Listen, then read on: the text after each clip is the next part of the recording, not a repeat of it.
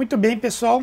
Estou aqui de volta para conversar um pouco mais com vocês, dessa vez sobre o tema genes codificadores de polipeptídeos, a descoberta do código genético, suas características e o conceito de ORF. São coisas bastante relacionadas que vão pegar um pouquinho daquilo que a gente viu ontem e a gente vai avançar com outros novos conceitos, trazendo um conteúdo um pouco mais completo para todos vocês, tá bom? Também vou preparar um EADzinho e aí, ficando qualquer dúvida, a gente marca uma conversa para falar um pouco sobre esse tema. O objetivo da aula de hoje são basicamente duas coisas. O primeiro, é apresentar o código genético e as características que ele tem. E o segundo é entender o conceito de ORF e as suas aplicações. Eu tenho certeza que o código genético a maioria de vocês já estudou em algum momento na vida, mas talvez seja a primeira vez que vocês estejam ouvindo falar de ORF. De qualquer forma, são duas coisas bastante ligadas e vocês vão ver que tem uma aplicação bastante importante em todo o processo da biotecnologia e principalmente da parte da genética mesmo, e descobrimento e estudo dos genes e dos genomas procarióticos. Muito bem. A gente está falando aqui de genes codificadores de polipeptídeos. Na última aula, eu já conceituei para vocês o que são genes, mas vocês vão lembrar que genes são o quê? As unidades funcionais da informação genética, é toda aquela parte do DNA que é transcrita em um RNA, ou seja, tudo que a gente tem de DNA que gera um RNA, isso daqui é chamado de gene. Então, nesse caso, a gente pode falar de um RNA mensageiro, a gente pode falar de um RNA transportador, ou a gente pode falar, por exemplo, de um RNA ribossomal.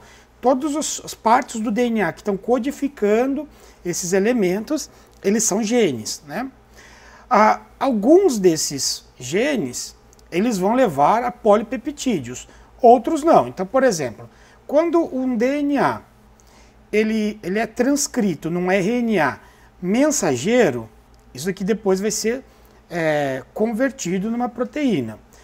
Quando ele é feito na forma de um RNA ribossomal, um RNA transportador, um microRNA, por exemplo, entre outras coisas, aí não.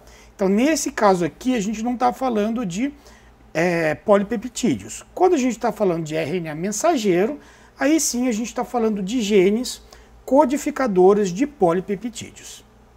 E o que são esses polipeptídeos, Polipeptídeos, na verdade, são cadeias grandes de aminoácidos que são ligados entre si por ligações peptídicas.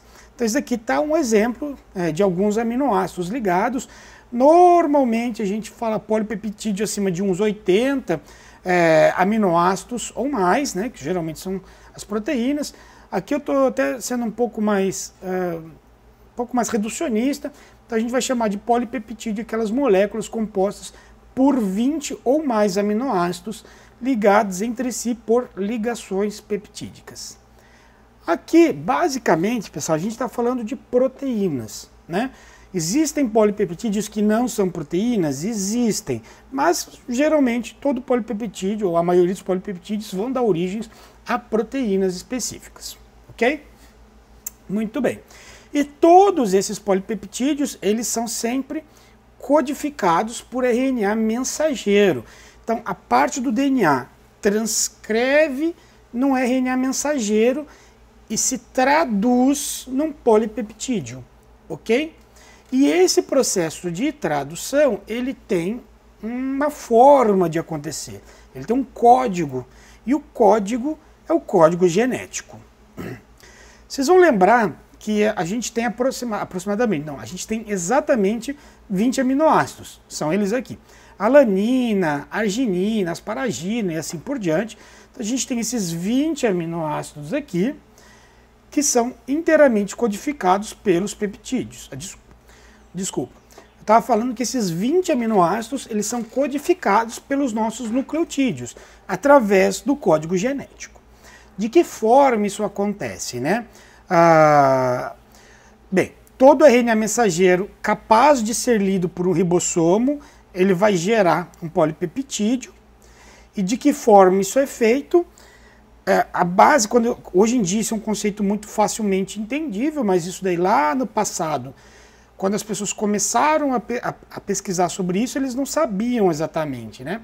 Então a primeira pergunta, a primeira questão que eles fizeram é, bem, temos 20 aminoácidos e a gente tem 4 letras que codificam 20 aminoácidos.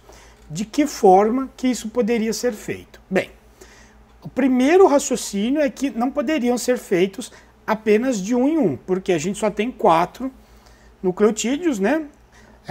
Adenina, timina, citosina e guanina. E aí não dá para a gente colocar, a partir desses 4 nucleotídeos, 20 aminoácidos. Aí eles falaram, bem, poderia ser em duplas. Mas se a gente pensar as prováveis combinações, 4 vezes 4, né, 4 nucleotídeos versus 4 nucleotídeos, a gente tem 16 possibilidades. Ainda não é suficiente para codificar 20 aminoácidos. A próxima possibilidade seria em trios. Então, se a gente pensar 4 nucleotídeos vezes 4 nucleotídeos vezes 4 nucleotídeos, são 64 possibilidades diferentes.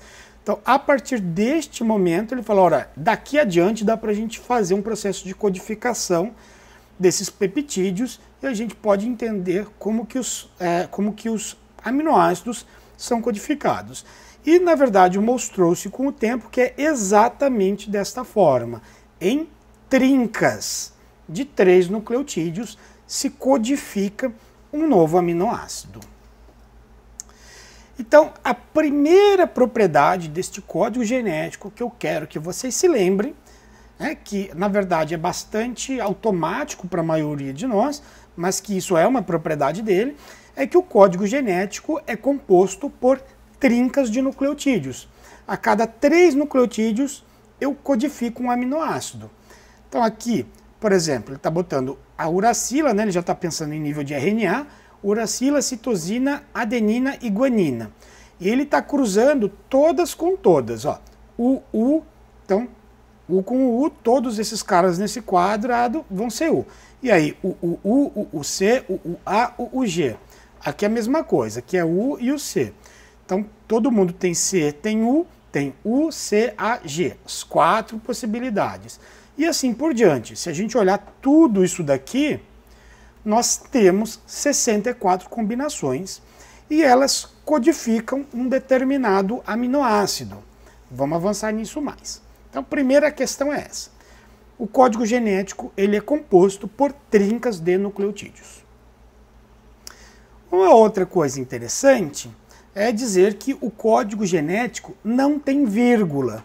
O que significa dizer que um código genético não tem vírgula? Significa dizer que a leitura é contínua. A partir do momento que o ribossomo começou a ler uma trinca, ele vai ler essa, ele vai ler a trinca seguinte, ele vai ler a trinca seguinte, e ele vai ler a trinca seguinte, e assim por diante. Ou seja, ele não vai fazer, por exemplo, ler 3, pular 1, ler 3, isso não acontece, tá? Isso aqui não existe. A única coisa que existe é ler dessa primeira forma que eu mostrei, onde a partir do momento que começou a ler 3, todos os próximos 3 serão lidos e assim por diante. Fácil isso, né? Então, trinca de nucleotídeos e ele é contínuo, ou seja, não tem vírgula, a gente fala, a leitura é contínua. Aí tem uma coisa que faz um pouquinho de nó na cabeça de vocês eventualmente. Olha, se ele é lido em 3, a cada trinca, né, em 3 nucleotídeos, para cada uma única fita do DNA, lembrando que ele é de dupla fita, né, mas para cada uma única fita, há sempre 3 possibilidades de leitura. Vamos pensar nesta leitura que está aqui, ó. CGA, GGA, GGA. Isso aqui é uma trinca, né? Tá vendo? Ó? Trinca, trinca, trinca, trinca. Então, esta fita pode ser lida nesse sentido. Mas uma outra proteína contida na mesma fita, eventualmente até na mesma região, ela poderia ser lida com a trinca simplesmente mudando a fase de leitura. Então, ó, em vez de eu pegar essas trincas, eu pego essa trinca aqui, ó. GGA, tá vendo? Olha ela aqui, ó. E pego ela de novo aqui, ó, GAG. Tá vendo? Ela tá aqui. E GAT, ela tá aqui. Ou, por exemplo, eu começo a ler uma base a mais e ao invés de eu começar nesta daqui, eu pulei uma, pulei duas, começo a ler a partir daqui. AGG, tá vendo? Então ele pegou essa parte aqui, ó. E AGG de novo. E assim por diante. Então o que está acontecendo aqui? Eu estou mostrando que existem possibilidades de leituras de 3 formas diferentes numa mesma fita. Não precisa ser na mesma região, eu posso estar falando disso, uma proteína aqui, uma outra proteína aqui, mas pode ser que essa proteína esteja lendo as trincas nessa primeira forma, e essa segunda proteína eu posso estar lendo as trincas nesta outra forma de leitura, tá? Então isso é o que a gente chama de quadros de leituras ou reading frames. Aí vocês podem perguntar, mas Caio, por que só existem 3? Por que não existem 4? Porque vamos pensar bem, vamos lá, deixa eu limpar isso daqui. Ok. Pensa aqui comigo, ó. Aqui eu comecei na primeira base. Se eu comecei na primeira base, aqui eu pulei uma, comecei na segunda base. Aqui eu pulei 2, eu comecei na terceira base. Se eu pular mais uma, eu vou voltar para o primeiro formato, tá vendo? Eu vou voltar para essa trinca aqui, ó. Então, se eu pular 3, eu já vou entrar neste mesmo formato. Por isso que só existem 3 para cada uma fita. Pessoal, olha, para que não haja confusão, aqui atrás eu falei para vocês que o código genético ele é leitura contínua. E ele é leitura contínua, tá? Quando eu estou falando aqui de pular, eu não estou tentando dizer a vocês que ele vai ler, vai pular e vai continuar lendo o outro. Eu estou falando que ele pode começar a leitura nesta trinca, ele pode começar a leitura numa trinca que por exemplo, é um nucleotídeo acima, ou ele pode começar a trinca num 2 nucleotídeos acima. O que vai determinar isso é o código de início que existe naquele DNA. Esse código de início, ele pode estar neste formato aqui, pode estar nesse formato aqui, ou pode estar nesse formato aqui. A gente chama isso, por exemplo, de mais 1, mais 2 ou mais 3. Tá? É a forma como vai estar codificada a trinca de início da leitura. Agora, se a gente pensar que o DNA é de dupla fita, né, eu tenho para cada região de DNA 6 possibilidades de leituras, porque eu tenho 3 na fita de cima e 3 na fita de baixo. Então, olha só, um exemplo, esse pequeno fragmento aí, ó, ele vai ter, na parte de cima, ele vai ter as condições mais 1, mais 2 e mais 3, que eu acabei de mostrar para vocês. Então, ó, as trincas podem estar codificadas assim, elas podem estar codificadas assim, ou elas podem estar codificadas assim, tá vendo? É toda a mesma sequência, ó. A sequência é essa, mas eu posso estar lendo eles assim, ou eu posso, por exemplo, estar lendo eles assim. São trincas de qualquer forma. E a gente tem o reverso complemento deste. O reverso complemento é assim, ó. Então, para uma fita de DNA, de dupla fita, há sempre 6 possibilidades de codificar um gene.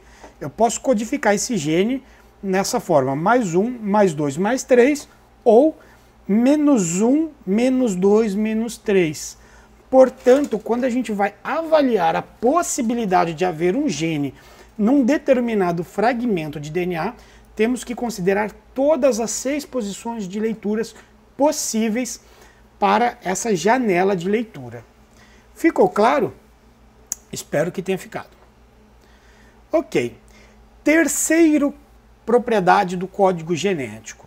O código genético não é superposto para um único gene. Vamos lá. O que significa dizer que o código genético não é superposto para um único gene? Significa que quando eu começo a ler, eu não volto atrás. a leitura é sempre contínua. Então, por exemplo, eu tenho esse aqui, ó, eu vou fazer a leitura essa trinca, essa trinca. O ribossomo ele não vai voltar atrás para ler de novo uma mesma parte da trinca. Ou ele não vai voltar atrás ou alguma coisa para ler uma trinca diferente no mesmo gene. Tá? No mesmo gene. Então, o que ele vai fazer? Ele sempre, a partir do momento que ele pegou lá o código de início e começou a sintetizar, ele vai de 3 em 3 direto. Ele nunca vai voltar para fazer leitura. A leitura é contínua, não é superposto, ele não se sobrepõe. Qual é a exceção? A exceção é quando a gente tem genes diferentes. Eu falei isso até na última aula. Olha só a situação aqui, ó.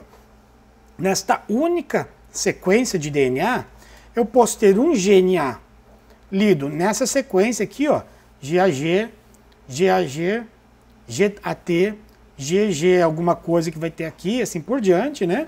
E um outro gene independente, isso aqui não é operon, tá? Isso aqui é outro gene independente, que não tem nada a ver com a história, na mesma fita, na mesma região, sendo codificado por outras trincas, como aqui, ó, AGG, AGG, ATG e assim por diante. Aqui vai ter outros. Então, uma única fita pode codificar duas coisas independentes. Isso foi o acaso da evolução que levou a acontecer. Mas o código genético, ele não é superposto para um único gene. Um único gene, ele vai do começo ao fim e ele não vai mudar nada nesse processo, ok? Muito bem. Claro? Espero que sim. Quarto código genético. O código é redundante, que é a mesma coisa de dizer que o código é degenerado. Talvez você já tenha ouvido essa outra palavra. Caio, o que significa o código ser redundante e o código ser degenerado? Significa dizer que mais de uma trinca dá um mesmo aminoácido, ou seja, a redundância. Mais de uma trinca dá um único aminoácido. Olha, todos essas trincas aqui, ó, CUU, CUC, CUA, CUG, todos eles vão dar leucina. Todos eles vão dar. Então, não importa no ribossomo se ele vai encontrar este, ou se ele vai encontrar este, ou se ele vai encontrar este, o resultado vai ser o mesmo. Ele vai incorporar uma leucina na hora que ele estiver fazendo a tradução desse código genético, ok? Agora, percebam que um aminoácido sempre dá o mesmo, uma trinca, né? Ou um códon, também chamado, a gente pode chamar essa trinca de códon. Um códon sempre dá o mesmo aminoácido. Sempre que eu olhar CUU, sempre vai ser uma leucina. Agora, uma leucina, ela pode vir de um CUU, ela pode vir de um CUA e assim por diante. Acho que ficou claro. Isso tem implicações, né? Então, assim, qual é a vantagem evolutiva da degeneração de um código? Nesse momento, eu pararia a aula e debateria isso com vocês. Vou apresentá-los, ao invés, então, quais são essas vantagens? O primeiro é que ele minimiza efeitos da mutação. Por exemplo, vamos olhar aqui, esse caso aqui, ó. Se eu sofrer uma mutação no terceiro nucleotídeo da trinca, no caso da leucina, não muda nada. Vai dar o que a gente chama de uma mutação silenciosa, ela não altera nada. A mesma coisa aconteceria, por exemplo, na terceira casa da serina, na terceira casa da prolina, na terceira casa da treonina. E assim por diante, vários outros estão assim, né? Se você alterar a última casa da maioria das trincas, você não altera o aminoácido que ela gera. Então, você minimiza o efeito das mutações. Você também possibilita ter variações no teor de AT versus CG. Caio, como assim? Vocês já aprenderam que organismos diferentes têm concentrações diferentes de AT e CG no genoma, não aprenderam? E vocês também aprenderam que alguns genes eles são meio que importantes para manter a vida. Então como que eu posso ter o mesmo gene em organismos que têm quantidades de AT e CG diferentes? Modificando a forma como ele é codificado, por exemplo, né? Então, por exemplo, em alguns organismos você pode ter um aumento, por exemplo, voltando aqui para o caso da leucina, você pode ter um aumento da codificação de leucina por CCU e CUA, ao invés de CUC e CUG. Ou seja, esses daqui vão ter menor conteúdo GC e esses daqui vão ter maiores conteúdos GC. E isso é importante porque organismos diferentes, eles às vezes precisam de quantidades de GC diferentes para poder se adaptar, por exemplo, a ambientes mais frios ou mais quentes, ou eventualmente pelo tipo de substrato que ele vai ter. Ele tem, por exemplo, maior predisposição a ter determinados RNAs transportadores com afinidade a uma determinada trinca ao invés de outra, e assim por diante, tá? Então, são as vantagens disso daí. Quer dizer que as mutações não são problema? Elas são.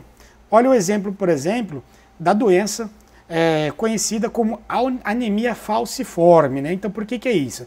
Isso aqui é uma hemácia normal e essa daqui é uma hemácia em forma de foice, por isso falciforme. E esta alteração entre uma hemácia normal e uma falciforme, ela na verdade ocorre por mutação de um único nucleotídeo.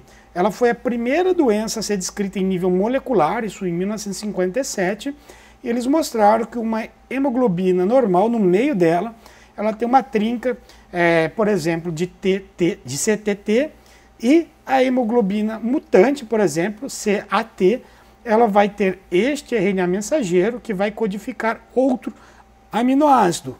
Então, na hemoglobina normal, aqui eu tenho uma glutamina, e na falciforme aqui eu tenho uma valina.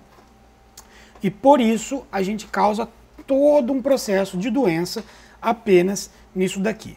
Agora, o fato dele ser degenerado, ele minimiza as possibilidades que isso ocorra. Ok? Então, gostaria que isso ficasse claro para todo mundo. Mais uma regra. O código genético é ordenado. Aqui que é isso, né? Esse é talvez um dos mais difíceis de entender.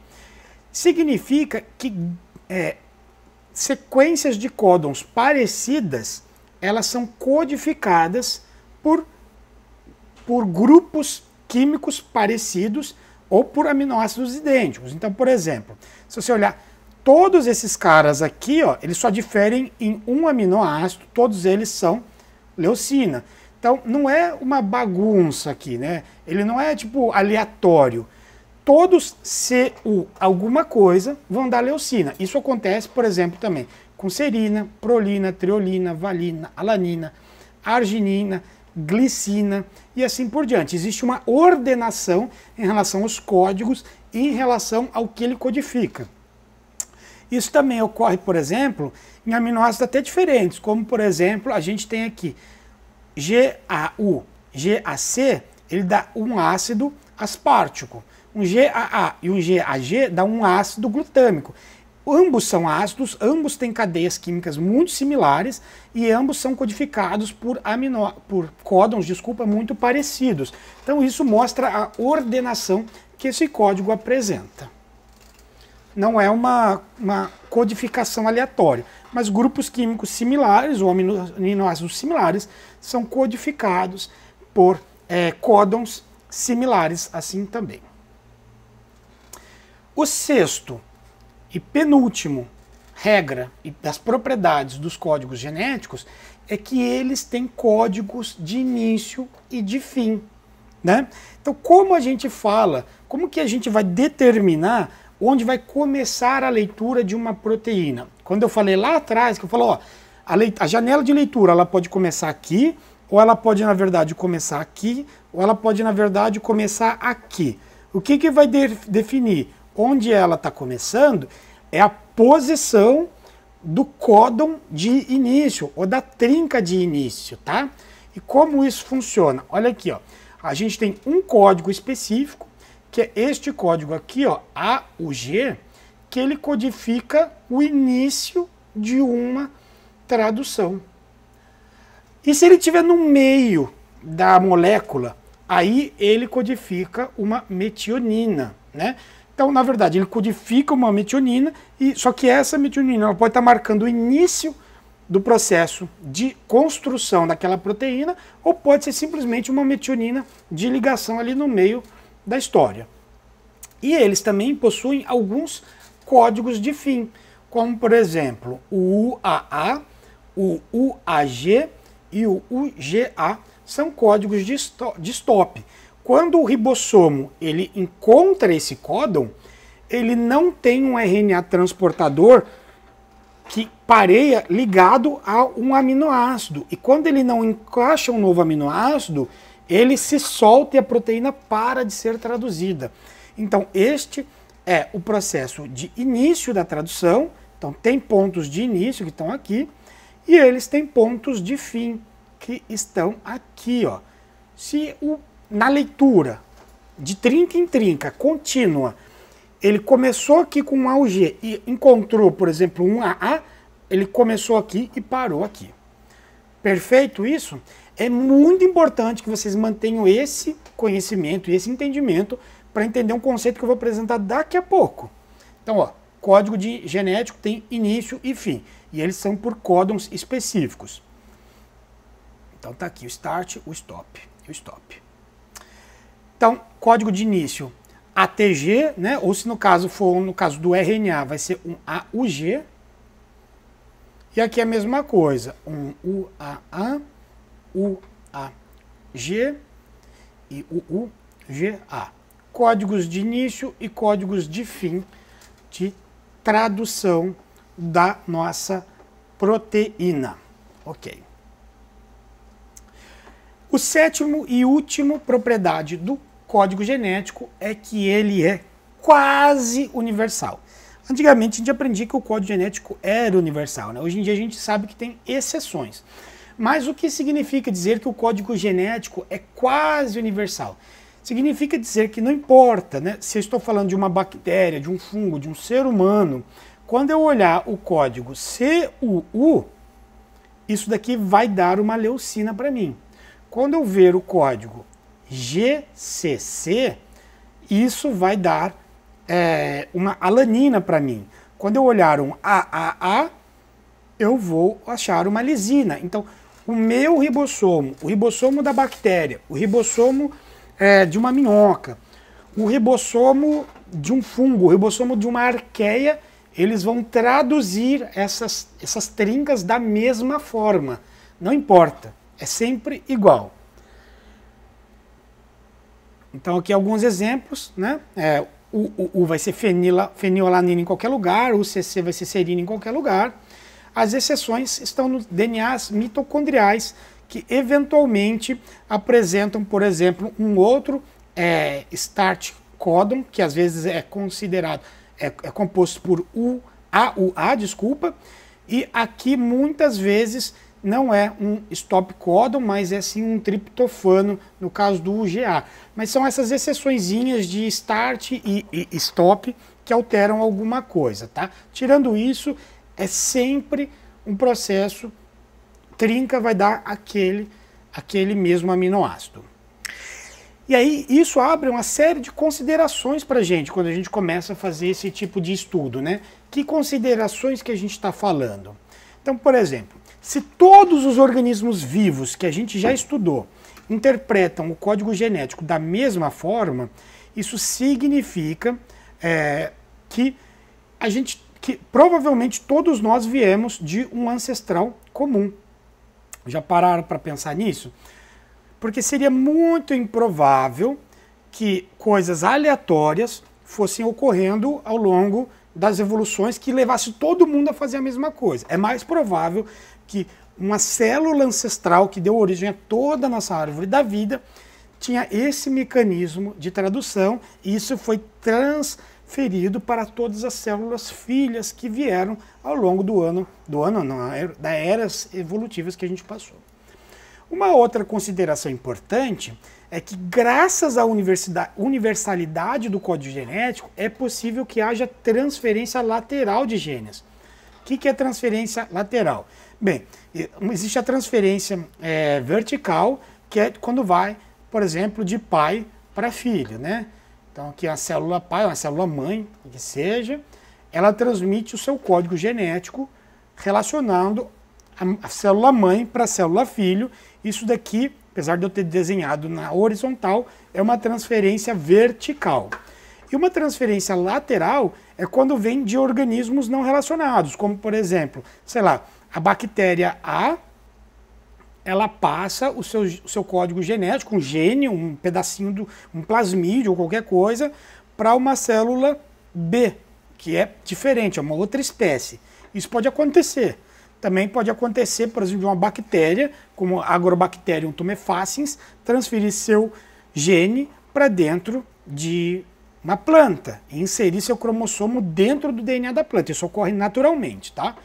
E esse DNA ele é lido em outro organismo porque as instruções são idênticas e a forma de execução são idênticas, porque o código genético é universal. E é isso que permite o que a gente chama de tecnologia do DNA recombinante, que nada mais é do que a transgenia. Hoje a gente tem vários organismos transgênicos, né? E aí, por exemplo, a gente tem uma soja que ela é resistente à herbivoria. Então o que significa isso? A soja ela tem um genezinho que vem de uma bactéria, que é o Bacillus thuringiensis, e esse DNAzinho dessa bactéria foi inserido na planta. O que esse DNA faz? Ele cria uma proteína que quando o inseto come, ele não digere e ele morre. E aí a planta fica imune a esse inseto. Isso é uma forma de transgenia e isso só é possível porque a planta é capaz de ler o código que vem da bactéria da mesma forma que ela leria o próprio DNA. É claro que isso não é tão direto assim. Por quê? Lembra na última aula que eu falei que eucariotos sofrem splicing e a gente não sofre splicing? Então, por isso. Então, alguns genes eles têm que ser ainda processados nos eucariotos. Mas, tirando isso, a gente fala da leitura do código. Ele é universal e entendido por todos. Aí eu quero fazer um exercício aqui de pensamento com vocês. A gente tem um gene. Aí nesse gene eu coloquei aqui. Esse aqui é o meu código de início e aqui é o meu código de fim. E aqui são as minhas trincas. Eu quero perguntar para vocês, o que é mais deletério para um gene? Deletério significa mais prejudicial. O que é mais prejudicial para um gene? Número é ótimo, né? Letra A, adição de uma base nitrogenada, ou seja, inserir uma base aqui no meio. Letra B, adição de 3 bases nitrogenadas no meio desse código aqui. Ou letra C, mutação de uma base nitrogenada alterando alguma dessas bases que estão aqui no meio. Quero que você dê um pause, raciocine sobre isso. Quando você tiver uma resposta bem formada, você dá play. Ok? Foi? Confiei, hein? Quero ver. Vamos lá. Todas essas 3 alterações podem ser bastante deletérias. Mas uma delas é com certeza muito deletéria. E eu vou mostrar por quê. Bem, olha o que a gente tem aqui. Ó. Esse daqui seria o meu código genético normal. Então eu tenho a trinca ATG, lá depois é lida TTC, GGA, GTA, GGA e assim por diante. Isso daqui vai me dando vários tipos de aminoácidos. Essa letra aqui, por exemplo, esqueci o nome agora, metionina, isso mesmo. A gente tem aqui uma metionina, começou com uma metionina, aí isso daqui, por exemplo, é uma fenilalanina, não tenho certeza, isso aqui vai ser uma valina, isso aqui vai ser cada letra é um aminoácido, tá? Não importa. Então ele vai colocar 1, 2, 3, 4, 5, 6 aminoácidos e aqui vai encerrar a produção. Por que que ele vai encerrar a produção? Porque ele achou um código de fim. Agora olha só, ou eu adiciono uma base, como por exemplo, boto aqui ó, uma letra C, logo depois da segunda, da terceira trinca eu boto uma letra C, ou eu boto, por exemplo, 3 letras C aqui no mesmo lugar, ou, por exemplo, eu altero esse cara aqui, no final dessa última trinca, ele era antes um A, e agora eu botei um T. São 3 possibilidades que aconteceriam, né? O que aconteceria em cada um desses casos? Olha, essa daqui é a minha proteína original, tá vendo? Aqui em cima.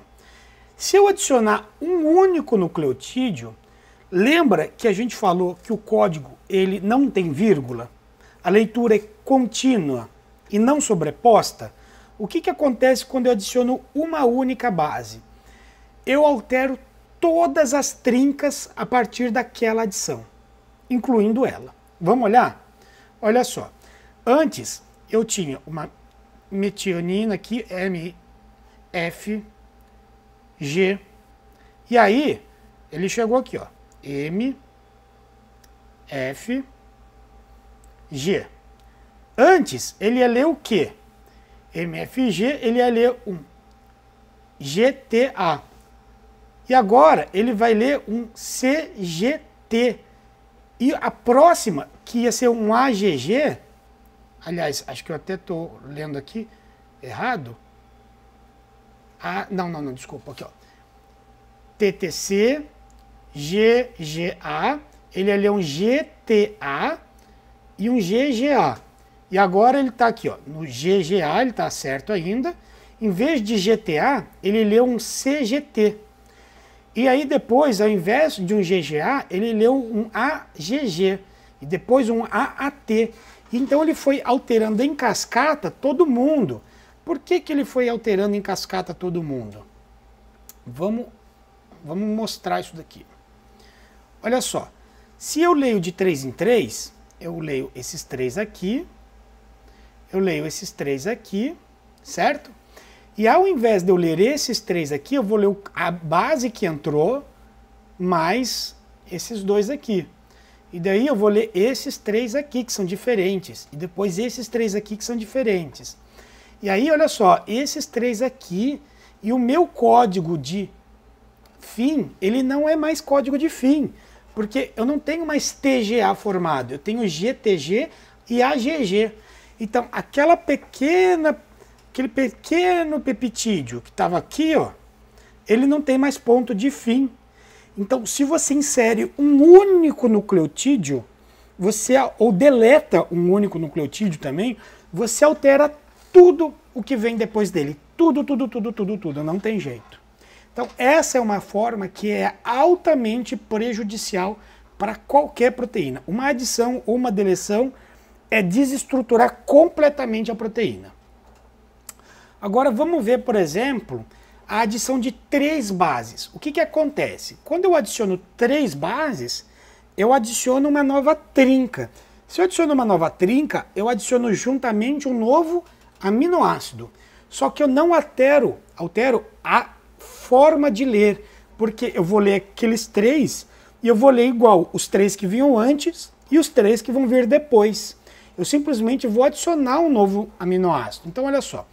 O meu código de início está aqui, o meu código de fim está aqui. Quando eu adiciono esses 3, eu não mudei meu código de fim, porque ele continuou lendo 3, 3, 3, 3 e 3. Isso daqui, ele vai ser lido como um novo aminoácido. Qual aminoácido novo é esse? Ele botou esse pezinho aqui, provavelmente uma prolina. E aí, isso pode desestruturar a minha proteína? Pode. Isso pode acabar com a tua proteína, mas pode também não fazer nada. Depende de onde ele estiver sendo inserido, tá? A estrutura tridimensional da proteína é o que faz ela funcionar ou não. Se isso daí entra dentro de um sítio catalítico, se isso entra dentro de um lugar que é chave para a conformação tridimensional dessa proteína, ele vai acabar. Agora, se isso é colocado numa região onde não altera a conformação tridimensional dela, isso provavelmente não vai ter efeito, tá? E por último, a gente tem a mutação de um único gene. Bem, eu já mostrei para vocês que a mutação de um gene, ela pode ser danosa. Eu mostrei até no caso lá da anemia falciforme. Mas olha, a mutação de um gene, ela também não altera a fase de leitura. E se não altera a fase de leitura, o meu começo e o meu fim estão preservados. A minha proteína continua no mesmo tamanho. Ela pode ou não alterar o aminoácido. Nesse caso específico aqui, de propósito, eu alterei o finalzinho desse GGA por um GGT. E o GGA, ele dá um aminoácido G, e um GGT, ele também dá um aminoácido G. Então a gente não tem alteração na proteína nenhuma. Nesse caso aqui, é uma mutação totalmente silenciosa. Poderia não ser? Poderia. Poderia ser um outro aminoácido? Poderia. Isso poderia alterar a proteína? Poderia. Então, é possível que todas as três formas de alteração que eu apresentei acabem com uma proteína não funcional? Sim. Mas a número 2, ou aliás, a letra B e a letra C, podem dar errado. A letra A certamente vai dar errado. Não tem como não dar. Porque ela altera não um aminoácido, não adiciona um aminoácido, mas ela muda todos os aminoácidos após a entrada dela, ok? Então sempre a adição ou a deleção de um ou dois nucleotídeos será mais deletéria para um gene, porque ele muda a forma de leitura do código genético, e isso é muito importante que vocês tenham em mente. Por fim, eu quero dar um conceito para vocês. O conceito de Open Reading Framing, do inglês, né? Open Reading Frame, que seria uma janela aberta de leitura, uma tradução literal. Ainda que esses termos dificilmente as pessoas acabam traduzindo. A gente chama isso pela sigla carinhosamente de ORF, né?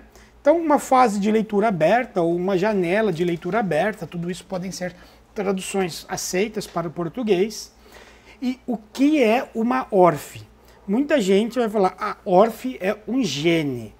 Uma ORF pode ser um gene, uma ORF não é um gene. Geralmente uma ORF não é um gene, mas ela pode ser um gene. E uma ORF é, portanto, todo o conteúdo compreendido entre um códon de abertura e um códon de terminação, ou um start e um stop códon, certo? Um código de iniciação e um código de terminação. Toda vez que eu estiver lendo eu, como ser humano, ou um computador, né, estiver lendo uma região de um DNA e encontrar um códon de início, eu vou naquela mesma fase de leitura até achar um códon de fim. Esse conteúdo aqui é uma ORF. E por que que as ORFs são importantes? Porque as ORFs são possíveis genes. Então, quando eu vou estudar uma coisa dessa, né, quando eu vou estudar um genoma, a primeira coisa que eu vou fazer é olhar para aquele genoma e falar, quero saber aquilo que me interessa. O que me interessa são genes que codificam alguma coisa. Se codifica alguma coisa, tem um código de início, tem um código de fim, né? Se for uma codificação de polipeptídeo. E aí a primeira coisa que eu vou olhar é isso, naqueles possíveis genes, naquelas leituras todas, o que são possíveis genes? A gente vai fazer isso olhando as ORFs. Agora, nem toda ORF é um gene, né? Por exemplo, uma sequência ATG pode significar tanto o início de uma leitura, quanto a incorporação de um aminoácido metionina. Ou pode estar ali por acaso, numa região intergênica e nem gene não pode ser. Entendeu? Tudo isso é possível. Então, como identificar potenciais genes entre as ORFs, né? A primeira coisa é o tamanho de uma ORF. Quando eu olho uma grande leitura, eu vou olhar onde começa e onde termina essa leitura. Eu vou dar exemplos para vocês verem. E eu vou entender que uma ORF muito pequena dificilmente é um gene, né? Então, por exemplo, um tamanho médio de um gene de E. coli é de 900 pares de bases. Ou seja, quase 1000 pares de bases, ali é um tamanho médio de um gene. Assim sendo, se eu olhar uma ORF de 40 pares de bases, eu vou falar, opa, isso aqui está meio suspeito. Acho que não é um gene. A chance maior é que essa ORF seja um gene se ela tiver um tamanho mais ou menos compatível com isso. Pode ser bem maior? Pode. Pode ser bem menor? Pode. Mas a gente espera algo por volta de um tamanho grande.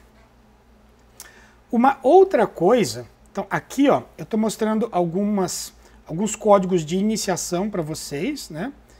Então aqui a maioria deles AUG, eventualmente a gente tem alterações como esse daqui, ó, que GU, G. E isso daqui são, por exemplo, de E. coli, aqui tem um fago, aqui tem um outro fago. E aí todos esses carinhas que começam por aqui, antes dele começar, algumas bases antes, a gente tem algumas regiões que são relativamente conservadas, né? São regiões que vão ter aqui bastante As, Gs, Us. E isso daqui é o que a gente chama de sequência de Shine-Dalgarmo. O que é essa sequência de Shine-Dalgarmo? É uma sequência que é um sítio de ligação do ribossomo. Então a sequência de Shine-Dalgarmo, também chamado de Ribosomal Binding Site, ou seja, local de ligação de ribossomo, é uma região um pouco antes da nossa querida AUG aqui, do nosso código de início, e que vai servir para que eles se conectem. Existe uma sequência consenso, assim, a maioria dos procariotos tem uma variação dela, que seria isso, A, G, G, A, G, G, U. Pode variar? Pode. Aqui mesmo tem alguns exemplos de variações. Mas a maioria é isso. AGG, AGGU. Se for no caso do RNA, né, a gente vai falar UCC, UCCA, por exemplo. Ok? Podem ter variações? Podem. Mas é mais ou menos isso. Então, por exemplo, essa sequência aqui, ó, AGG, AGG, é a sequência que a gente procura bastante antes de chegar na nossa metionina. Então, se eu estou olhando ali um código de start, um código de fim, e antes do meu código de start tem uma sequência de Shine-Dalgarmo, e o tamanho disso daí é relativamente grande, a chance disso ser uma proteína é muito grande. É muito grande mesmo. Tem todos os indícios para serem. Então, um exemplo prático disso para vocês. Aqui está uma sequência com mais ou menos uns 1800 e algumas coisas pares de base, né? Então ele é todo organizadinho, quebra de linha, em bloquinhos, mas na verdade lembra que isso é uma fita de DNA com começo e fim. E ela é linear, certinha, bonitinha. Se eu começar a procurar aqui as 3 letras AUG, então eu vou botar tudo aqui, eu acho eles assim, ó. Tudo isso é AUG, traduzido, né? Aqui tem ATG, mas o RNA dele vai ser o G, no caso. Não estou fazendo o reverso complemento, né? Mas sim o gene, a cópia dele, como é que seria. E aí, olha para cá, gente. Então, eu poderia ter uma proteína começando aqui, começando aqui, começando aqui, começando aqui, aqui, aqui, aqui, e assim por diante. Em qualquer um desses lugares, a minha proteína poderia estar começando. Agora, olha, como que eu teria que fazer? Eu teria que olhar, por exemplo, esses 3 aqui, aí eu teria que olhar todos os 3, de 3 em 3, até achar um código de fim. Opa. E aí eu iria aqui olhando manualmente isso aí até achar um código de fim. Ah, achei ali. Isso é compatível ou não? Vou para o próximo. E todos eles eu vou procurar um começo, um meio e um fim. É claro que isso é humanamente impossível quando a gente está falando de grandes fragmentos. Então tem programas que fazem isso para a gente. Um programa, por exemplo, é o ORF Finder. Isso aqui é do NCBI, que é uma instituição americana que tem muita coisa de bioinformática. Vocês podem procurar isso aqui no Google, ORF Finder, e colocar qualquer sequência genética aqui dentro. E o que ele vai falar? Ele vai procurar olhar as várias leituras que a gente tem. Ó, reparam que ele tem 1, 2, 3, 4, 5, 6 formas de mostrar? Porque ele está mostrando na leitura mais 1, mais 2, mais 3, menos 1, menos 2 e menos 3, que a gente discutiu lá atrásão. Então, a gente altera ali, ó. A gente lê todos eles continuamente assim, pula um nucleotídeo, lê tudo, pula um nucleotídeo, lê tudo, e aí a gente vê mais 1, mais 2, mais 3, faz o reverso complemento, lê tudo, pula um nucleotídeo, lê tudo, pula um nucleotídeo, lê tudo. Então, em cada uma dessas janelas, ele falou, olha, aqui tem um início e aqui tem um fim nessa leitura. Outra fase, nessa outra fase, ele achou um começo e um fim, um começo e um fim, um começo e não chegou no fim. Aqui também, um começo e um fim, um começo, um fim, um começo, um fim, assim por diante. E ele achou todas essas ORFs pra gente, um começo e um fim, e assim por diante. E aí ele está falando os vários tamanhos, etc. e tal. Então a primeira coisa que nos salta aos olhos é ver que esta daqui é uma ORF grande, ela é a maior de todas, ela tem um tamanho considerado grandinho. Então dá para clicar nela e olhar o que ela é. Aí ele está mostrando aqui, ó. Se eu traduzisse todas elas, eu começava aqui com a minha metionina, ia tendo todos esses outros nucleotídeos. Olha só como ela tem uma outra ATG, ATG, ATG, ATG, ATG, ATG, ATG, ATG, que são essas outras ATGs. São outras metioninas. Essa daqui é o código de start. Esses daqui são só metioninas, tá? É importante mostrar isso. E aí, isso daqui, a tradução dela seriam esses aminoácidos, que se a gente jogar, procurar direitinho, esse começo aqui dela está localizado bem aqui, ó. Esse seria o começo que ele mostrou, esse seria o fim que ele mostrou, e um pouquinho antes, se a gente reparar, a gente tem a sequência. Deixa eu tirar esse negócio aqui. Tá falando sozinho. A gente teria a sequência de Shine-Dalgarmo bem aqui, ó. Então, isso daqui é o provável gene. Então, realmente ele é, se a gente jogar isso em outras ferramentas para tentar entender o que ele é um fragmento de um gene de fixação biológica de nitrogênio de uma bactéria chamada Azospirillum brasiliensis. Ele está aqui, ó. A ORF, de fato, ela tem 882 nucleotídeos, mais ou menos aqueles 900 que eu falei para vocês, né? Legal, muito legal. Então a tradução deles aqui. Também é possível, gente, achar um possível gene, ou as ORFs, né? É possível achar genes em ORFs por homologia. Então a gente pode chegar, por exemplo, em programas de bioinformática, né? Então esse daqui é um bem famoso, também está disponível para usar pela internet, direto pelo navegador. É o BLASTX. O que o BLASTX faz? Ele pega uma sequência genética, uma sequência de DNA, tenta entender os possíveis ORFs que estão ali e fala para a gente o que está lá dentro. Então, por exemplo, eu posso pegar um pequeno plasmídio. Parece muito grande para vocês, né? Mas aqui é um plasmídio pequeno, de 24 quilobases, né? Esse plasmídio aqui é um plasmídio que eu acabei sequenciando junto com o genoma de uma bactéria.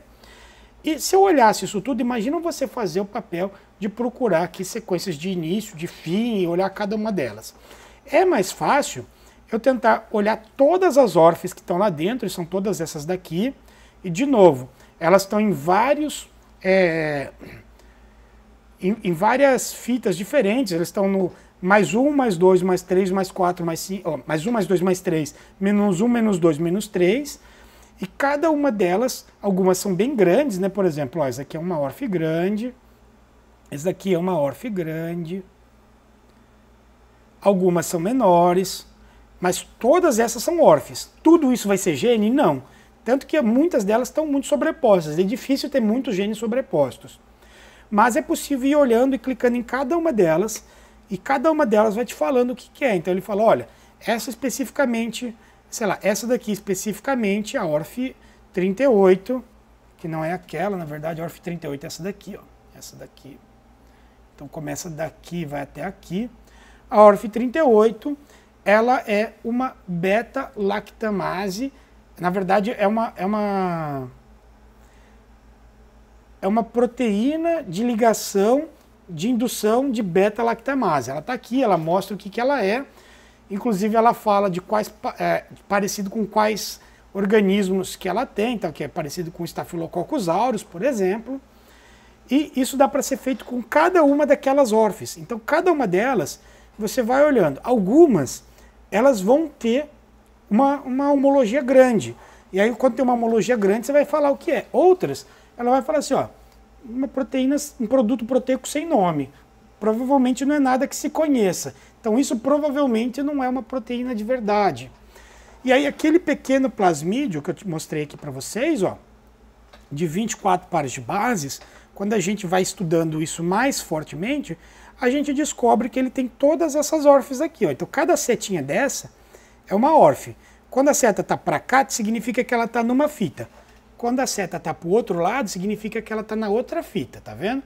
Então, a gente tem pequenos genes espalhados por toda essa região de DNA. A maioria eram relacionados a plasmídios de produção de beta-lactamase, ou seja, ela tem ali uma resistência a antimicrobianos, ok? Aí tem uma grande região aqui que não está codificando nada, isso daqui é meio difícil de a gente achar em procariotos, então precisa revisar isso com cuidado. Mas é isso.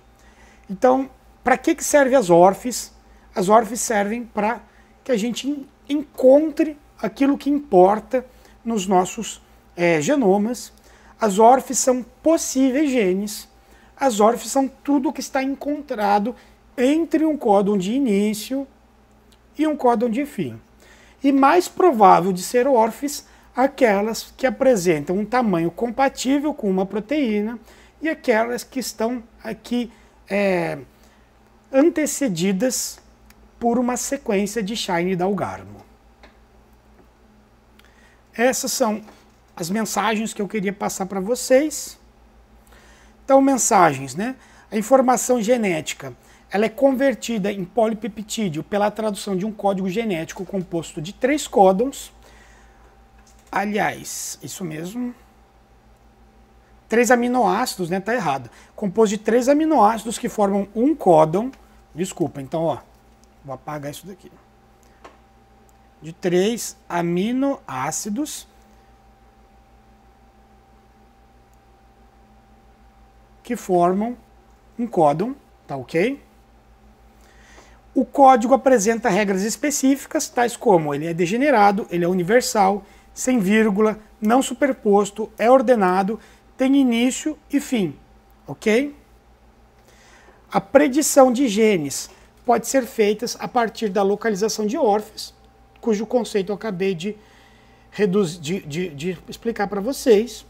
E o universalismo do código genético é a chave para manipulações genéticas para fins biotecnológicos. Então, todo o processo que a gente tem hoje de transgenia e de conhecimento, né, de expressão heteróloga, de eu pegar, por exemplo, um gene de uma bactéria e expressar isso em outras, para entender o que é, tudo isso é a base baseada no universalismo do código genético. A biografia é a mesma da última aula, fundamentos de genética e a biologia molecular do gene. Eu agradeço a todos a atenção, desejo um ótimo dia ou uma ótima noite, a depender da hora que vocês estão me assistindo. Obrigado, pessoal.